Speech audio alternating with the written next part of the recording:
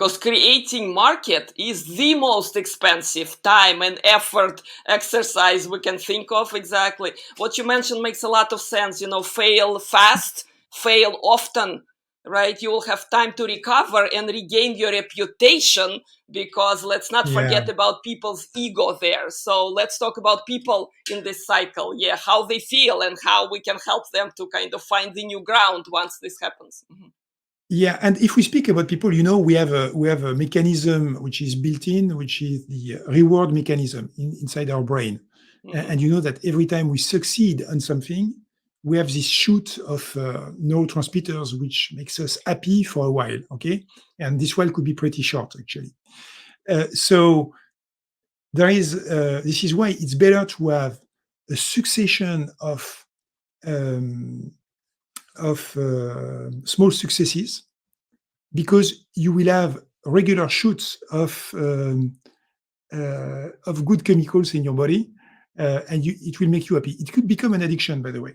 But I think this is one of the principles of the agile methods, with Scrum and so on, where you are doing some sprints and some small tasks every day, because every task which is completed is a success.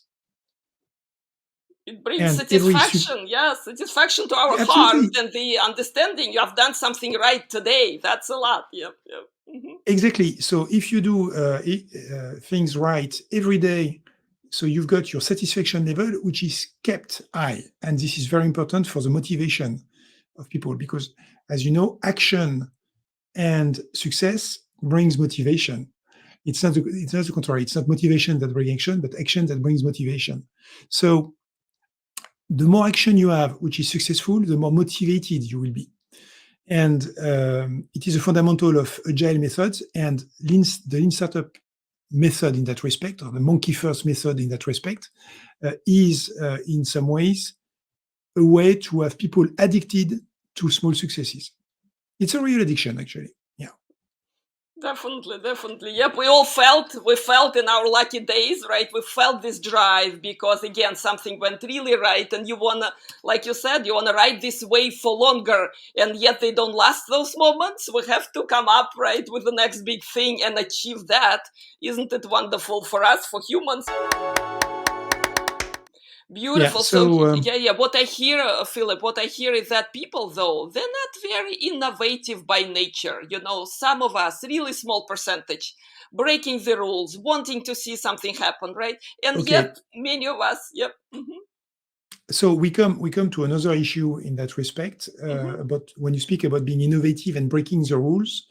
So you've got then two kind of people. You've got the entrepreneur-minded people and the one who are employees. It's a different story. Entrepreneurs usually are ready to break the rules because it is the survival of their company which is at stake, right? And when I say survival, it's a keyword. If you are an employee, it's your survival as an employee in the company which is at stake. So breaking the rule while you are an employee of a company might not be a good idea. It depends on the culture of the company. And the survival mechanisms are deeply rooted in our brain since the beginning of, how should I say it? Actually, it's something which is common to every living animal. It's survival. We are fighting for our survival. And it translates today not into physical survival, even if we are taking care of that, but our survival inside companies, because we need to get money back to be fed and to have a roof over our heads. So survival is absolutely critical. So now, if you are not an entrepreneur and you are an employee, the situation is, am I in a situation that allows me to break the rules? If your company doesn't allow it, if you are framed every time and you are put back in the mold, and we are used to say in France, I'm used to say actually, to be fair, that only pies are comfortable in a mold. It's more funny in French actually, because in that case in French, pie means as well somebody who is a little bit dumb, but it doesn't translate in English anyway.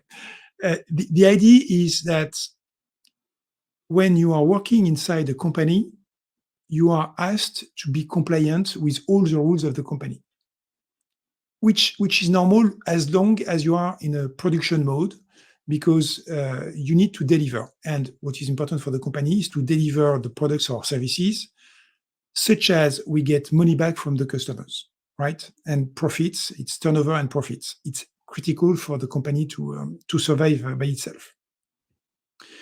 So if you are not compliant with the rules, then you have an issue. And what I used to have as an image is a team rowing in a boat. Mm-hmm. You see all those people being in sync and rowing in sync. Okay. If one of them is creative or innovative, the way you want to take it, all of a sudden, right? Without giving any warning, suddenly not giving any warning, and he find a way to row twice faster. Mm-hmm. Mm-hmm. What is happening?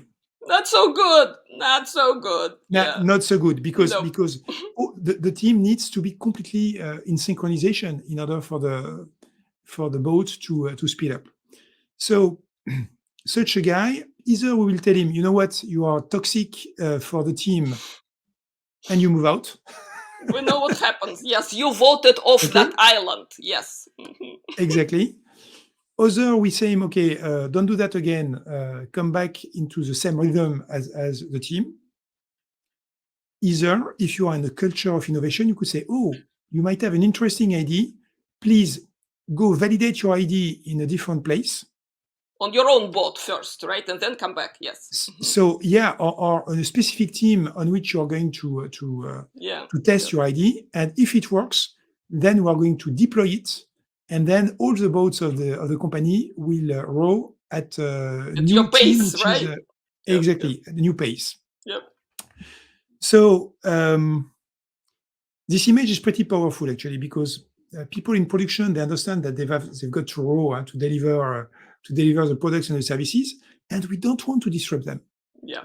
If we have to disrupt them, it has to be another team preparing the disruption. Yeah. Because the guys do not want to be at risk in their survival, and they are in a race. They have to be usually the first, or they have to be at par with the competition. So they cannot take any risk in production.